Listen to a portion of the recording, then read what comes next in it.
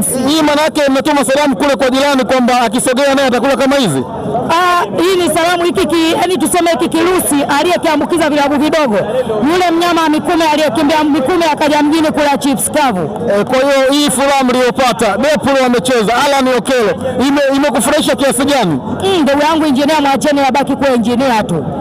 Na Mangungu abaki kuwa Mangungu. Injinia simzungumzie kabisa. Kuna tofauti kubwa kati ya Mangungu na injinia. Sasa unamfananishaje? Yani unamfananisha utachekwa. Pilau na ubwabwa.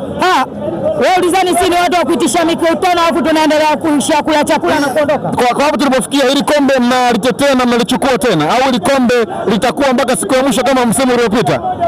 Kwanza tunamshukuru Mwenyezi Mungu, hatimaye mchezo umeisha salama.